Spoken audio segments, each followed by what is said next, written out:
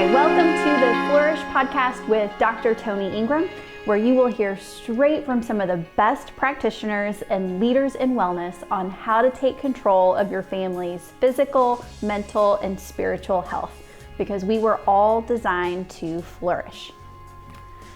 All right, so folks, welcome again to the Flourish podcast. I'm your host, Dr. Tony Ingram, and today I am so pleased to have with me John James for what I hope will be the first of many conversations. John is a massage therapist, a master body worker, the owner of Ke Kino Massage School and Institute of Healing, and just an all-around really cool guy. He also happens to be married to Michelle Roughton James, owner of Wonderfully Made Wellness Sanctuary, which makes him one half of the Roughton James power couple. So John, welcome to the show. Thank you. I'm glad to be here. Good to have you. Okay, so let's start out by tell me about Ke Kino. What does the name mean? Where that name come from? And what do you guys do? Well, first of all, Ke Kino is two words. So it's Ke, K-E, which means the. Okay. And Kino means body. It's Hawaiian. The body. So the original owners... So I'm separating it now on my paper. I've been writing it wrong all this time. The original owners went to open a massage school in Hawaii, and it didn't work out. No way. So they opened a Hawaiian named massage school in Plano, Texas. That's funny. Oh my goodness, I love that. So they got half of it. So were they from Texas? Were they from Hawaii? I don't know exactly where they're from, but I think they were local here. Okay. Yeah. Okay. Very cool. So that means you were not the original owner of Ke Kino. Tell me about kind of just a brief history. How did that happen? Well, first of all, Ke Kino is 18 years old. I've been a body worker in Plano for 31 years. We were trying to scale a business that we had built called the C-Section Recovery Center. Yeah. And in doing so, we realized that the big breakdown we had was not just the money it would take to scale a business like that. It was like, where are we going to get the talent? Because it required a different level of therapist to work with that population. We're not talking just a normal massage. Right. And so what we realized in that conversation, through some accurate thinking, that what we really needed to do is get involved in education. And so we had a light bulb moment of why don't we just buy Ke Kino? And it wasn't for sale. So we went about a 1-year project of helping it to be sold to us. So you wanted to do this thing with the C-Section Recovery Center. There weren't enough practitioners who had the level of expertise to do the things. So you're like, why don't we just create the practitioner? Right, exactly. Let's educate them. Yeah. That's so stinking cool. It's a long haul. It's a long way to go about it, but it's a really good place to be. So you're one of these people who don't take the easy way out. No, that's definitely true. Okay, awesome. So did it start Ke Kino itself? We're going to talk about your career specifically here in just a second. Ke Kino itself, did it start as just the clinic or just the school, or was it always both? It was always both. In the beginning, it was very different than what it is now. There's been chiropractors, acupuncturists, Ayurvedic health practitioners. Oh, wow. When I bought it 5 years ago, I felt like it should just be body workers. Gotcha. Because there had already been this kind of diminished belief in the value of body work or massage therapy, in my opinion. And so I wanted us to be really proud that we were body workers and massage therapists. And so we just very carefully and cautiously narrowed it down to just body work. That's amazing. Yeah. So I know I get that question a lot when I am recommending or referring a patient to Ke Kino. One of the first questions that I get is, what is body work? Like, what does that mean? Why are you sending me to these people? What is body work? How is it different than massage? Right. And so what I would say is that massage is a component that would sit under the name bodywork. Okay. And of course, this is bodyworker is not a formal name. It's just something that's kind of surfaced, like a pop culture kind of thing almost. And what I like about it is that if I'm a body worker, let's say I received the gift of using touch as a way to earn my living, and I go about trying to help people, then if I'm a massage therapist, then I'm just using massage techniques. Right. But as a body worker, I can create a lifelong practice of adding whatever to that would help the patient the most. Okay, so you can include I can different methods. Manual lymphatic drainage, myofascial release, visceral work, energy work. I can just go on and on. It never ends. And so the entire career is an opportunity under that name, in my opinion. It's an opportunity for me to just continue to add. Yeah. And it's one of the unique things about this profession is that it does have that ability for us to just keep adding. I love it. Yeah. So one of the cool things that I'm learning about Ke Kino is that, so yes, you do all of these bodywork techniques, but you also have different clinics within Ke Kino. So could you just touch briefly on what those different clinics are and what they do? Sure. We have 3 different clinics, and we started narrowing it down to clinics because we understand the value of being narrow. That it's hard. We don't want to try to be all things to all people. We don't think that's actually possible. And so it took us some time to narrow. We showed up when we first purchased it. We purchased it as the C-section recovery center, which was very narrow and very successful because of how narrow it was. And so from there, we took this company that was literally all of these different things, and we began the process of seeking some sort of narrow offer. And what it turned into was the corrective clinic, which is the practice of more orthopedic related corrections to the body, restoring posture, looking at where the body's picked up compensative patterns and correcting those using body work. So you're fixing what's broken. Yes. And that's like if an athlete were to come to us, they would come to that clinic. Gotcha. And then there's the family clinic. Oh, by the way, in the corrective clinic, there's also our pre and post surgical work, where we're preparing. Let's say someone's having a knee replacement, we're preparing them for that procedure. Yeah. And then there's our family clinic, which includes the C-section recovery center. It includes body work for babies. It includes body work for mothers and spouses, and then families, just families in general. I know I'm saying it's narrow and that it's this big thing, but it is as narrow as we could get it. And then our last project, that third space is always kind of held by a project that we're working on, and it's called Finding Zero, and it has to do with using body work to get accelerated access to zero. And imagine zero is just the least stressed you've ever been, and not just in your mind or in your environment, but literally in your body.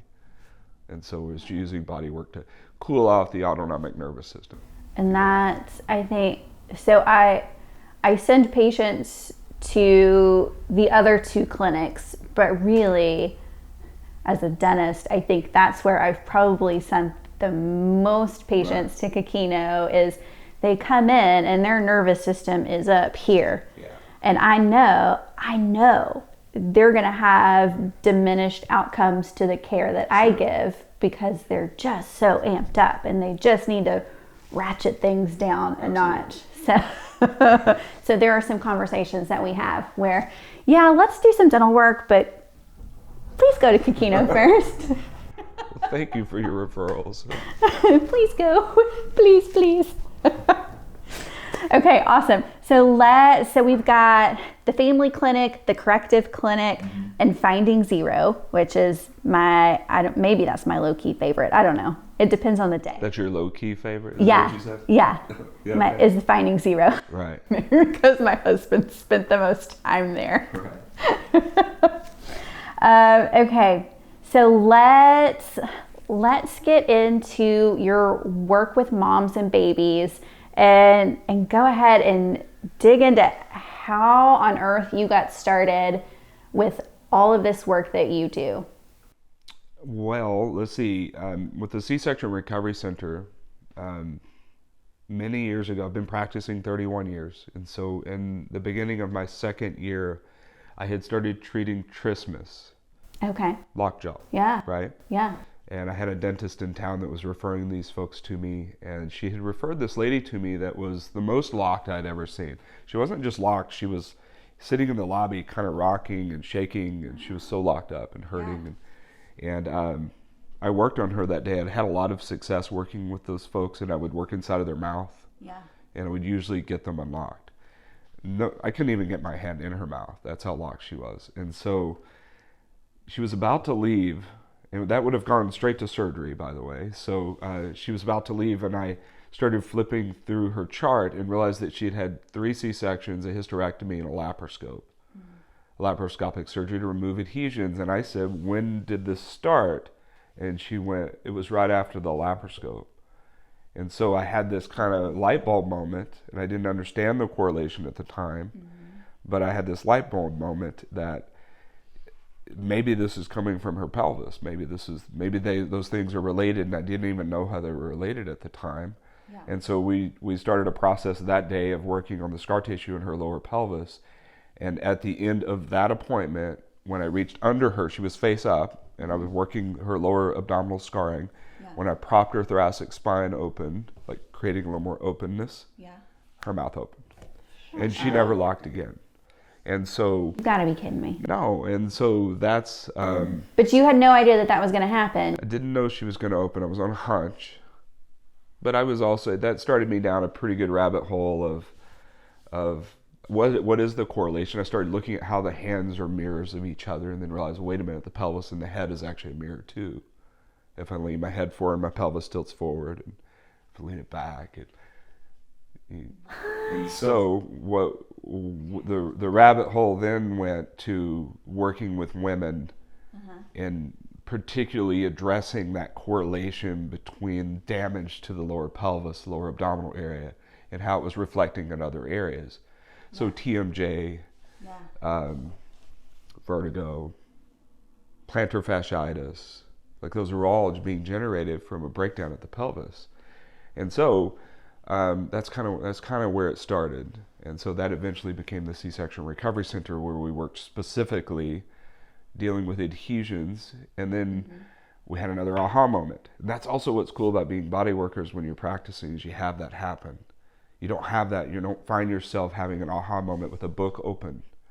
You find it when you have a patient, when you have on your table, and you have these breakthroughs that happen. And so the breakthrough was that what we were dealing with, although adhesion release was important, what we were missing here was actually the birth wasn't complete regarding a C-section. You mean from a... Physiologically, that it was an incomplete biological process. That the birth started with conception, and arguably would end with vaginal compression. Yeah.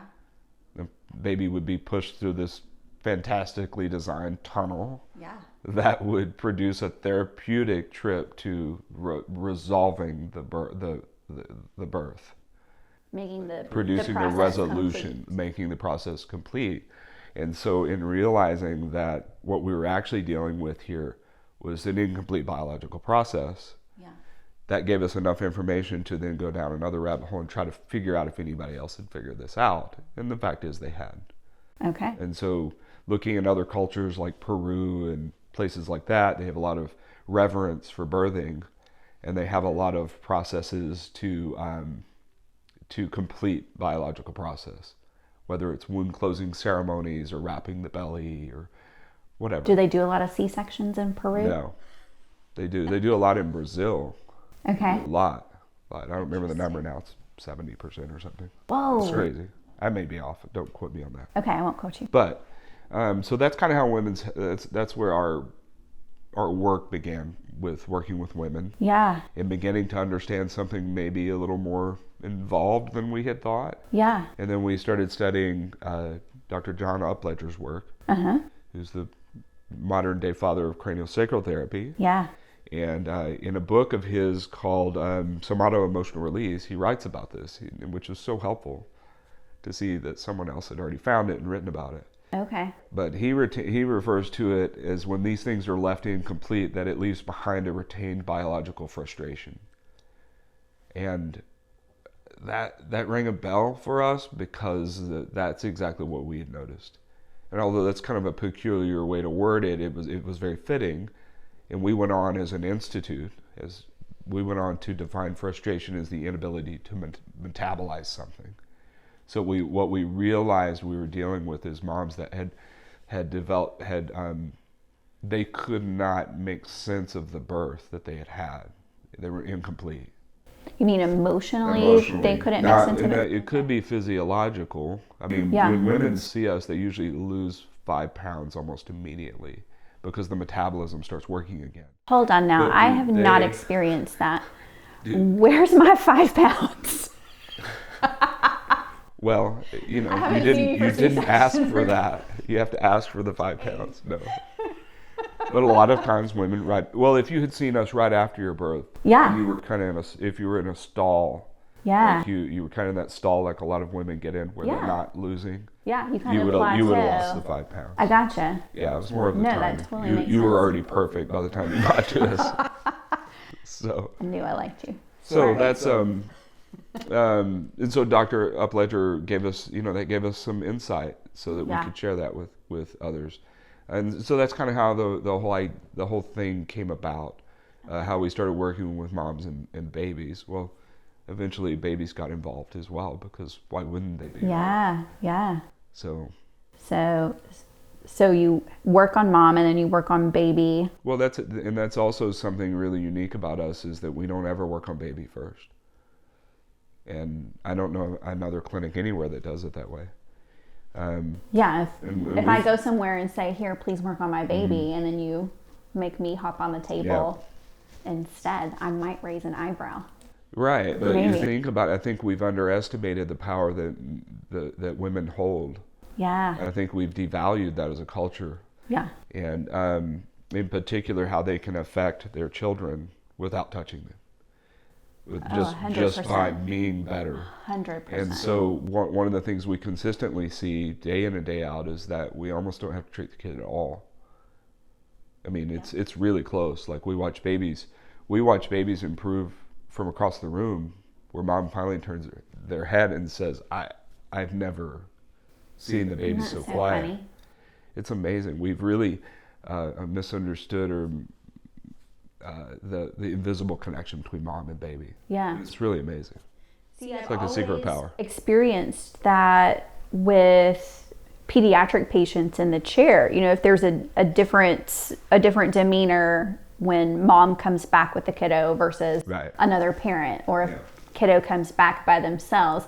But I never would have thought of it as being unsaid.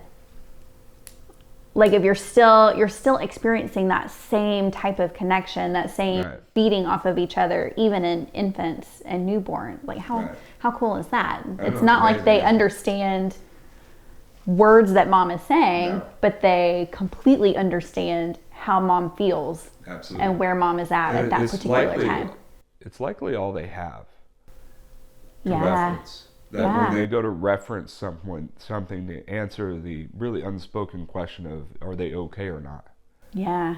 Because I say unspoken because they don't really have the question there, but there's this sense of a question that the child has as to whether or not they're in a place of safety, in a place of okayness. Yeah. And when they go to answer that, they reference that specifically to her, and they're only as good as she is.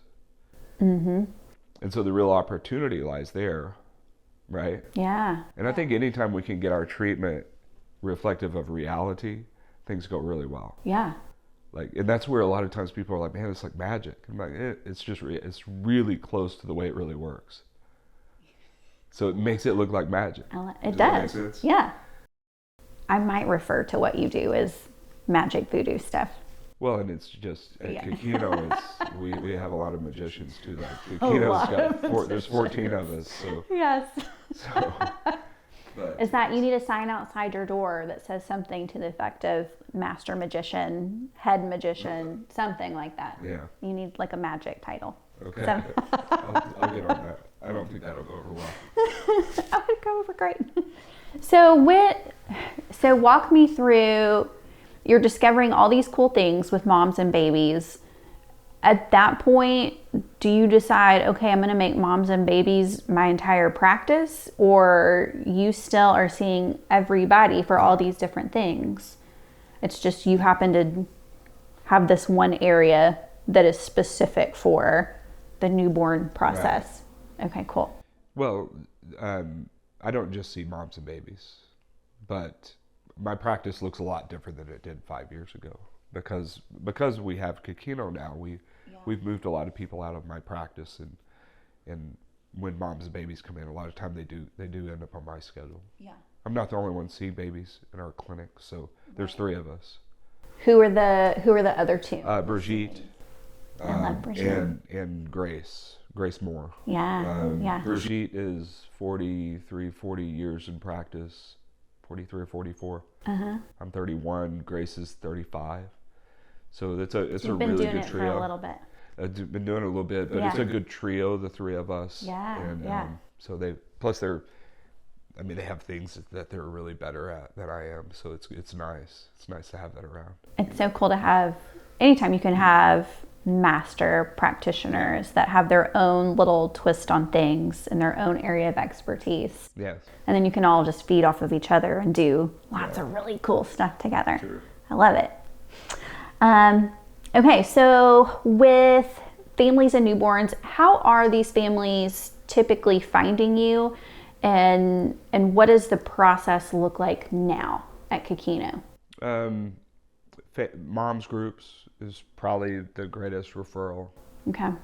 It's also the most dangerous thing too. Those things can go south really quickly. But we've had really good luck there. We really pay close attention to how moms and babies are doing, so we've done pretty well there. Yeah. But a lot of moms groups. Okay. We have practitioners referring to us, midwives, doulas, a lot of that right now. We also have a kind of open door policy, so any healthcare practitioner that makes a referral can always follow their referral. So like last week, I had 3 midwives follow patients to the facility. So they're in session with us. Oh, that's awesome. Yeah, so it's kind of cool. Yeah, it's kind of cool, and we usually just put them to work and get them to help. That's awesome. So also nurse practitioners, Wonderfully Made Wellness Sanctuary refers to us. Yeah. And a variety of other places. Yeah. Very cool. Dentist. A couple of dentists here and there. Dentists, okay, perfect segue. So as some of our clients and our friends know, it's maybe been a well-kept secret for a little bit. We've been doing some infant tongue tie releases together, John and I have, where you are prepping mom and baby with bodywork before the procedure, and then you actually come to my practice and guide me and my team with the release, which has been really cool. So if it's fun, isn't it? It's a lot of fun. Yeah. It's a lot of fun. So for people who don't know, we'll dig into tongue ties just a little bit if you're not aware. So when we're talking about tongue ties, we're actually talking about any tethered oral tissue, and you'll see that terminology a lot referred to. TOTS is kind of the acronym that we use, and we're just talking about any time that there is fascia that is restricting movement of some of the body parts in the oral tissue. So it could be a tethered tongue where the lingual frenum, this little piece of tissue, is connecting the tongue too tightly to the floor of the mouth. It could be the upper lip, the lower lip. It could be the cheeks, what we refer to as buccal ties. And that can affect mom and baby several different ways. Primarily where we see that is difficulty breastfeeding and bottle feeding. If baby can't get tongue to lift up properly to the roof of the mouth, then they can't get a good latch on mom when they're trying to nurse.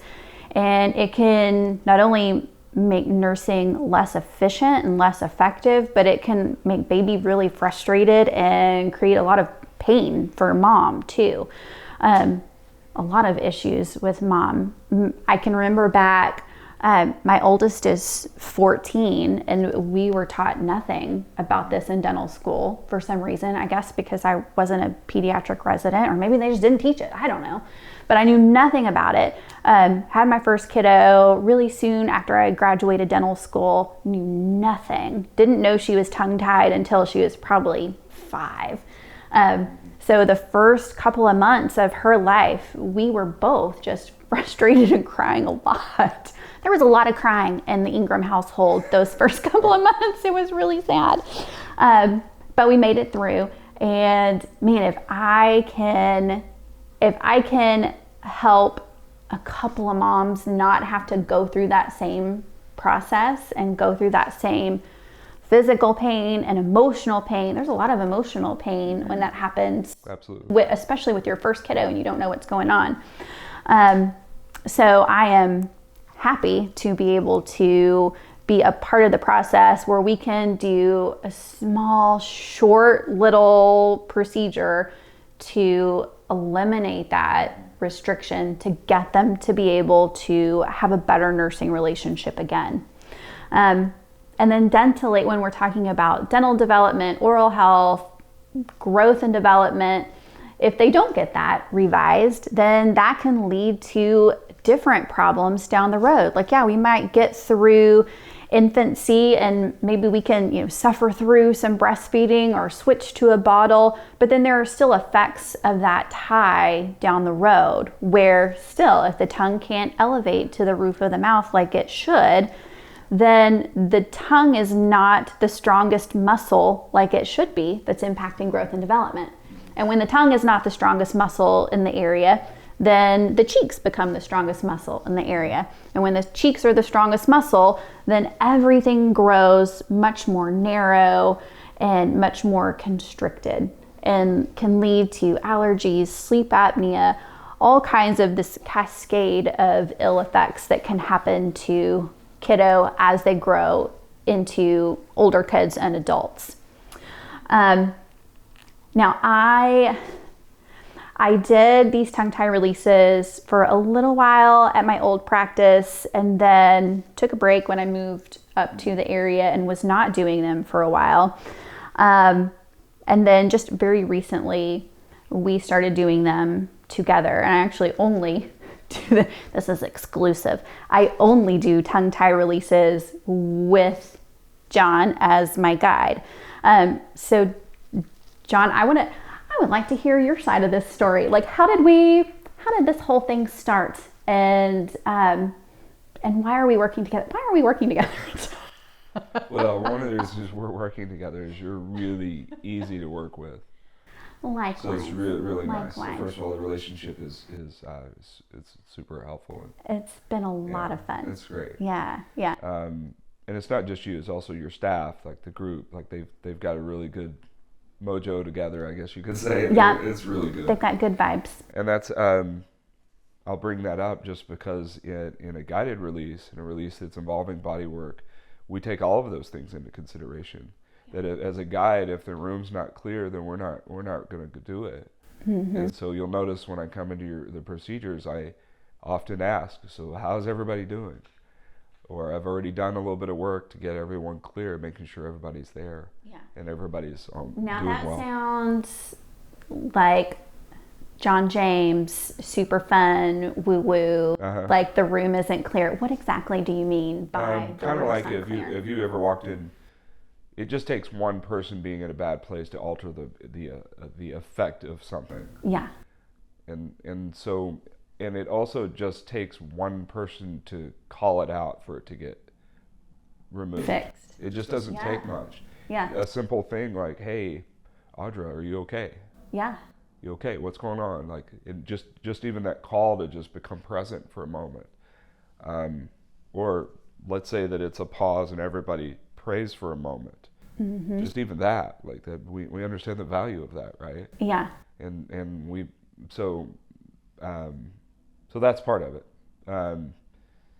So as far as tongue tie releases and guiding those, that was kind of a COVID project. It was a dilemma we kind of kept running into, is that the releases were not being done in a way that worked very well. We kept getting babies and moms back, and they were really really wrecked, like emotionally. Yeah, really bad. Not just emotionally, functionally.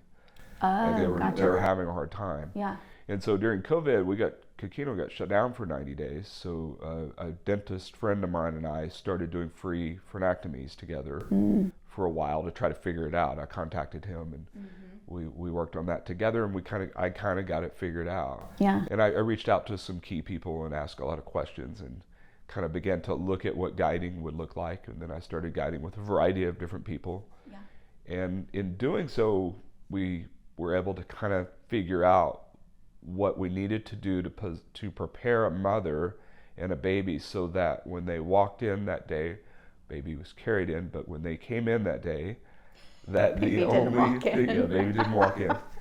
Except that one. Except for that one, yeah. So that's true.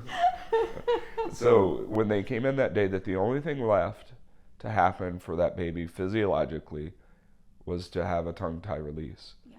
That everything else in that fascial line, everything else that was not working well in the baby's body was already gone, was already cleared.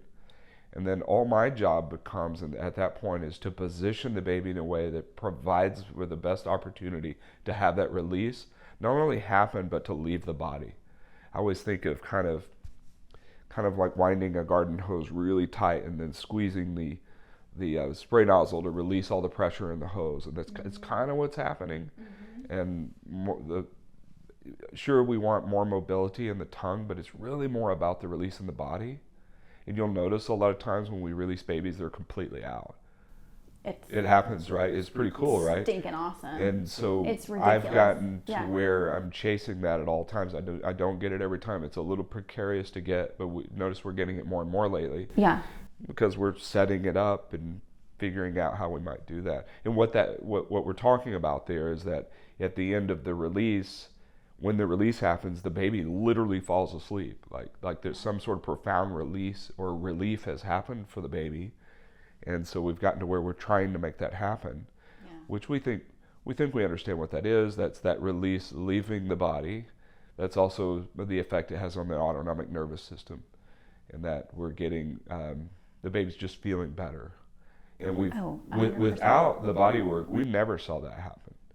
We did not. We just did not see that happen. And now, I can tell you 100%. The process is stressful, start to finish. Like from the moment mom calls, the process is stressful, start to finish. Yeah. And then this is obviously before doing it guided. Mom calls. Mom's nervous. She thinks that there's a tongue tie going on. Mom and baby come in. I look. Yeah, definitely tied. Mom can't nurse. Everybody's upset. It's a stressful situation. Do we laser this baby's mouth? Do we not laser this baby's mouth? We make the decision to do it. We would swaddle the baby, which my babies always liked it when I would swaddle them and put them to sleep. But goodness gracious, they did not like that when we would do it in the dental office. These mean strangers would take the baby and swaddle it. And even though we had the best of intentions, and a lot of times they still had better function afterwards, nothing about it felt good. And it was still stressful before. Mom was kind of a wreck emotionally during the procedure. Sometimes baby would nurse right away, and sometimes they were just far too upset to nurse right away. And then even afterwards, we're getting phone calls from moms like, okay, baby's in pain. Okay, baby needs this. Is this normal? And then from the very first time that you worked with us in our office, it was, for one, like, you've already talked to mom and baby. You've already worked on mom and baby. Everybody's just kind of chill. Like it takes it from a level 10 to like a level 5 right off the bat before we even start. And then you did, like, even changing the mood, the energy in the room right before we get started. You stop and ask my team, like, how's everybody doing? Yeah. How are we doing today? Is everybody okay? How was your weekend? Yeah. Like stuff like that, I noticed such a difference in not only how well babies function afterwards, but in how calm moms feel about the procedure. They just feel more at ease, more at peace about it, and how well babies do after. I'm literally seeing less relapse of symptoms in the way that we do it, which is really stinking cool. It is cool. So stinking cool. So anyway, it's a really cool thing. I don't know what else to say. It's just really fun. Well, had you always swaddled babies before we started? 100%. That's what they teach in all the continuing education. Yeah, they taught that in the education I had about it. I was working with a team that would let me play around with it. And I had this idea of that we've worked so hard to get this baby out of flexion. Yeah. And then we secure them like a straitjacket in flexion and lock up their autonomic nervous system and just all sorts of things. And the first time we did a release free, like completely, the baby's able to move, and I'm staying out of the way where the baby can move his or her feet and legs, and perhaps even deal with some of the stress physiologically rather than being compromised. We noticed a big difference. And I think I'm only bringing it up because I think it's important that we continue to allow for that kind of growth that's on the spot. And not wait for the next continuing education course to know what to do next. And what I like about this environment is that we can grow together, and the baby and the mother obviously benefit from that. Yeah, and I think the moms and babies grow together too. Yeah. Which is well, that's the other thing with we maybe have underestimated that moms are birthing an opportunity to heal. I know it's a baby, I got that, but it's also a healing opportunity for most of them. That they've got something they're trying to reconcile, whether they know it or not. And so us having a tongue tie release that doesn't interrupt that but adds to that is really important. Yeah. And so that they can begin to extract all of the learning and the growth and development for them, and therefore for their families, that they can get. I mean, that's what you and I sign up for, really. Is to be there and to be some sort of kind of guide for them, not just through a release, but like we want them to have a stronger family. We want them imagine the benefit of the bond, a deep latch bond, and if we can get that alone for them, huge. In the cascade of developmental milestones that begin to spring from that, when we can get that for them, it's so important. It changes the trajectory of that baby and that family. Yeah. And so, So what are your thoughts? I know what my thoughts on it are. What do you feel like the benefits are of doing the procedure with you there as the guide versus not? Aside the fact that we don't have to swaddle if you're there, what are some other benefits of having it guided? If I've already worked with the baby and the mother, then when when they get there, I'm already working with them again. So they've already been to Ke Kino, at least once, but maybe 2 or 3 times sometimes, depending. And then so I'm able to prepare them once again. So that's one of the benefits of it. And then once that preparation happens in your office, I'm able to carry the baby, knowing everything I know about the fascial system of that baby, not from a book, but from me having worked on that baby, and carry the baby into the procedure room knowing all of that. And in that very moment in your office on that very day, we're able to position specifically related to what I know. Yeah, you know exactly what the baby needs at that point. It could be that I have one hand under their mid-spine and the other hand on the left chest, because I can see the fascial pattern is locked in a way that the release is more likely to happen if I can hold those areas down lightly. And so that's one of the benefits. We also clear the baby afterwards. So clear meaning soothe. It's probably a better way to put it. Soothe, and then we go in and we reunite baby and mother with soothing in mind. Yeah. So there might be some more work on mom then. And, yeah, absolutely, absolutely. And I've noted, I mean, it just makes my part of the procedure so much easier. Where I'm almost just an adjunct. I'm just the girl with the laser. Where we get, it's like a Goldilocks tongue tie release, because it's not too little, it's not too much, it's just the right amount and exactly what that baby needs at that point in time, to make sure that they have the best function after. That's something else. Is if there's 7 things that are potentially released, which is true, right?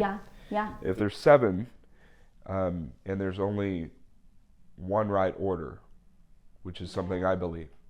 I believe that the practitioner that gets the release in the right order, and making sure each release is complete before moving on to the next release, is the one that wins, so to speak. It's the best. Because of that water hose scenario that you're talking about? You could say that there's really not the wrong thing to release, there's just the wrong order to release them in. Yeah. And so that's another part of the guide and the relationship that you and I have, that we can work together, work back and forth, and figure out, like, okay, we're going to start with the tongue, and then remember our last procedure, what did we do? We did something different, right? Do you remember? We went from tongue to the upper left buccal. Yeah. And we've never done that, have we? No, never. But you could feel it. You could feel that something wasn't, and when we did that, everything else changed. Yeah. The entire mouth changed. And so what and that the usually right buccal does, didn't even need it. It didn't even need it. After we Whereas did that. if we'd gone to the lip, we may have ended up at the right buccal. Yeah. And confused is the word that comes to mind. It would have confused things. It would have been the wrong order. Yeah. And so that was great. That was great that we went from the tongue, we went to the left upper buccal, went to the upper lip, problem solved. Yeah, which is not something that's even on my radar as a surgeon. That's not something I think about. I think of, what's the easiest spot to get to first. Right. And that's one thing that's been really cool, is just taking, yes, I'm revising the tongue tie with a laser. Right. But it's going for a goal that's so much more than that. Yeah. That's been so much more, yes. Something new and cool for me to experience too. Yeah. Yeah. Well, I know you're passionate about this work. It absolutely shows, and I just want to thank you, not only for making these patients a priority in your practice, but for what you've taught me as a practitioner as well. I know I'm a better practitioner and a better leader just because of the time that you've spent in my office. Thank you so much. Thank you. A lot of fun. Feeling is mutual. Okay. Now, believe it or not, I don't know that newborn care is even the coolest thing you do. I don't know. Maybe it is the coolest thing you do. What do you think is the coolest thing that you do? You really like the newborns, don't you? I like rebirthing practices a lot. Oh, yeah. Tell us a little bit about the rebirthing. So what we realized is that if we have an incomplete biological process, a birth that's incomplete for whatever reason, could be forceps, could be it could be a C-section, or you could build a case pretty easily that all births are incomplete, that we weren't designed to complete them at vaginal delivery or C-section, that we were designed to complete over time. And I think like that idea of the fourth trimester. Fourth trimester, absolutely. And when I think of, and we look at other cultures, or I think just for me, I think how did God make us, and were we made to wrap it up at the delivery and not need anything is not real likely. Yeah. That probably it was. I always think of it like an externalized nesting. If you think the very natural thing to do is to nest during the 9 months. And then after the fourth trimester, if we really let things be natural, we would be working to build a community. And that we would be finding ways to, and during that time period, to have help completing the delivery. And so one of the things we found is that we could get the baby to push again for a birth again. And we would do that by doing very light techniques to stretch or compress, and I use that word very lightly because people are like, compress babies, like, yeah, but very light. Yeah. And in compressing the drill tube, a lot of times you'll get a birthing push. You'll hear a baby, it has a specific sound. Compressing the neural tube, Yeah, like on the drill tube. So like just tilting the cranial base forward just a smidge, just a little bit of security at the lower sacrum, and allowing for those two hands to connect and just sit there and wait. And what happens is, boom, baby starts pushing. And they usually has a grunt sound or a sputter, kind of, they'll sound like they're spitting almost. That's fascial tension coming out. And then what we do is we set mom's hands up, and set her hands up like this. We put baby's head in her hands, and we birth baby through her hands again. And so you're asking me like what I think the coolest thing is. That's really cool, because a rebirth in our office is an opportunity to rewrite the birth. Neurologically, it's rewriting. It's paradigm shifting even. And so when a mother after that visit goes back to reference her traumatic birth, they've often told us they can't remember it. They actually report amnesia, sort of. Do they know it happened a particular way the first time? Yeah, but they can't reference it in a way that they feel it as something negative. It's just a thing, which kind of brings me to another favorite thing. And that is that if the body is not holding the trauma, there is no trauma. We can't hold trauma in the mind alone. It's in the cells. This is my thinking, that it's in the tissue. Yeah. And so what we've got when trauma has happened, or and we're holding something as being traumatic, it is when I have a story about something that has found a place in the body to reference. And they're together. And so what's cool about body work and finding zero and those kinds of things that we do is that we're finding, through therapeutic dialogue, we're finding the spot in the body where they're holding that conversation. It could be me asking, how are you and your mother doing? Or it could be just anything that you're holding. And so that conversation begins to generate this awareness of a specific area where that trauma is being held, and then we get to remove that using body work completely. And what we find is people, once again, amnesia is a very common word used, that we're not asking them about that word. They're like, it's like it's amnesia, John. They'll say like, it's like it's gone. Yeah. And I like that. You know what would be really cool is if you did some kind of study to look at cancer rates of your finding zero and your C-section recovery clients compared to the general population. Because I've had a lot of naturopaths say like the body keeps the score kind of principle. Like there's actual trauma is held in the cells. It's physiologically held. And a lot of people, especially in the holistic community, will say it's usually a trauma that will induce a cancer or induce cancer cells to become actual cancer, like an actual tumor. Of course. So how cool would that be? That would be cool. Do you have those numbers? I do not. We have a lot of testimonies. You know, I'll be honest with you, we are an organization that has, I wouldn't say we've divorced the value of research, but we're very suspicious of it. Yeah. And so in doing so, we may have kind of harmed ourselves in some ways, like, because that's not an area that we focus in very much.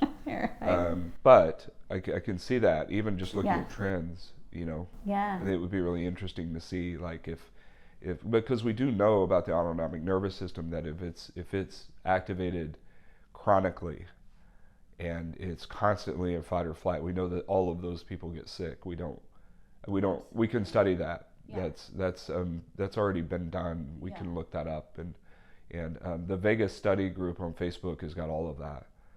And if you're not on that Facebook group, it's legit. It's really Vegas. It's called the Vegas study group, like VAGUS, like Vegas nerve. Oh, the nerve. Yeah.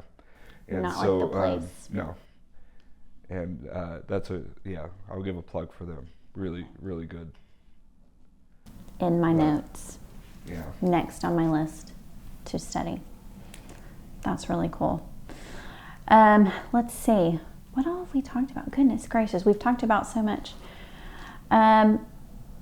what other practitioners at Ke Kino are doing the Finding Zero clinic?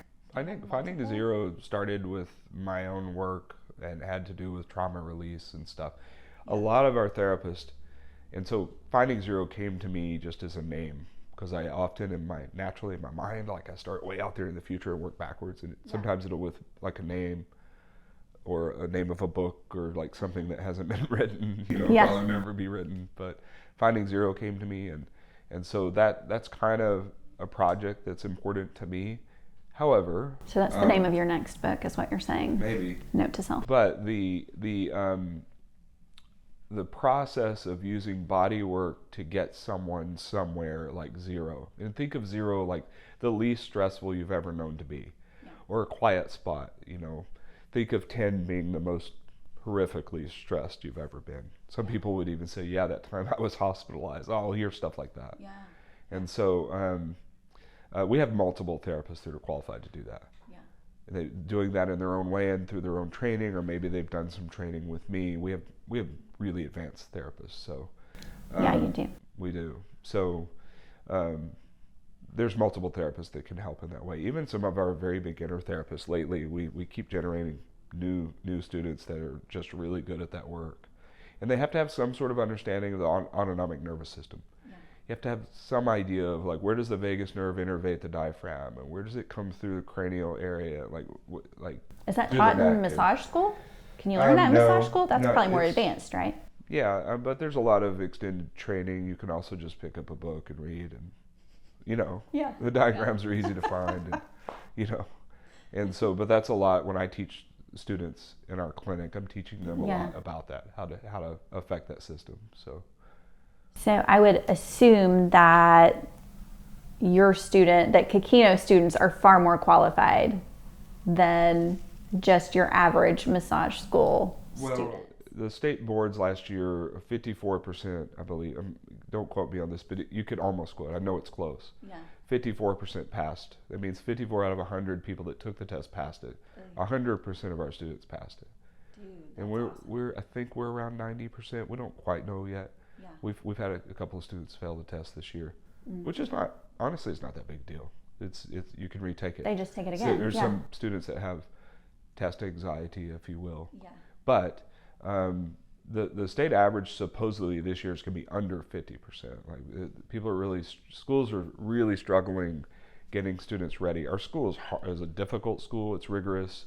There's a lot of interacting between the clinic and the school. There's a lot of crossover. And then we have multiple programs where students fall into some sort of mentorship.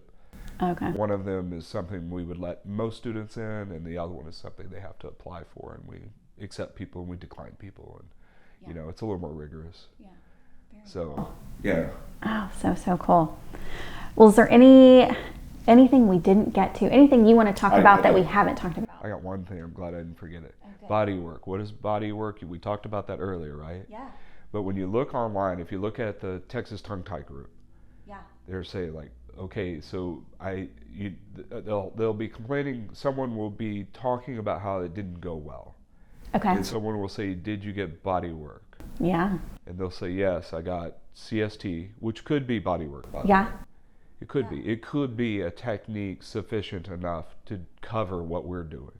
Could be. Yeah. They would say, "No, I got body work. I worked with a chiropractor." And it could be a chiropractor that has the time to do all of that. But I'll say in both of those cases, in our experience, it's better off to be someone that works along with those two people that can do multiple things. Or more importantly, that has time to identify the breakdown in the relationship between mother and baby. I was about to say, because if they say, yes, baby got body work done, it doesn't mean that they were properly, mom got what she needed, or that they were prepared as a 100% of those cases that I can see, mother wasn't treated at all. Yeah. Or dad brings the baby for whatever reason. Like those, that, and we don't, you can't do that in our clinic. We don't work with someone that, occasionally we'll have someone that can't work on mom no matter what. We refer them to someone else. Yeah. That's how important it is. And so the whole bodywork conversation, if bodywork is so important for preparing for a tongue tie release, which we believe that to be true, Do we also believe chiropractic care is really important? Yes, absolutely. Do we think craniosacral therapy is? Absolutely, absolutely. And most craniosacral therapists are doing other techniques as well, so we just don't know. Yeah. But body work kind of covers it all. Like, the main thing is that someone's able to evaluate fascial tension that's head to toe. You know, and because we know the deep front fascial plane goes from the tongue to the feet, right? Mm-hmm. It diverges, I don't know if that's the right word, it turns and encompasses the diaphragm, and it's rather involved, right? Yeah. So any tension in that line is important, that tension is gone before that procedure's done. Because otherwise we're kind of leaving a kink in the line. So body work would be more like a fascial evaluation, a craniosacral work and evaluation, relationship work between mom and baby, optimizing the bond. And that's the other thing I'll add, is maybe the last thing here, is the more I work, I realize that a shallow latch is just a shallow, I gotta word this right, I'll get in a lot of trouble. So a shallow latch is a non-optimal bond. I agree. Yeah. And so what I have tried, I've taken a couple of moms to talk to about this openly, so I could see if I was going to make moms mad. Yeah. And what I realize is that moms are always bonded at 100% of their capacity. Yeah. And so when I realized that, I'm like, that is one, even if the bond is 0, it's 100% of their capacity for whatever reason. Let's say severe postpartum depression or whatever. They're still at 100%. They're giving it their all. They're doing everything they can. Yeah. And the difference with body work is that the capacity changes. And so what we're watching is a baby meet the mother where the bond is. And so when they go to latch, they get out of the front of their mouth because they have this access to something deeper. And I also think, like, if you and Brian are mad at each other and he wants you to kiss him, you're going to, like, run in your mouth. Like, it's going to be super shallow. Yeah. And then so you could say in that instance that your capacity is compromised. Yeah. And so we wouldn't try to get you to get a deeper bond with him. We would try to change the capacity. Maybe a good conversation's in order. Maybe he needs to say, I'm sorry. Or, does that make sense? Yeah. Yeah. And so, yeah. Oh, that's cool. Cool. Okay. Things I didn't think I would talk about. Kissing my husband.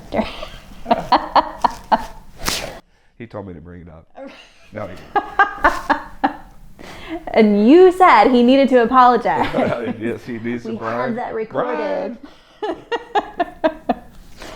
All right, as we wrap up, I hope you got a glimpse of the breadth of what John does and just how amazing Ke Kino is. You guys are such an important presence in the community, and I'm honored to be able to chat with you a little bit more and give our audience a chance to hear from you.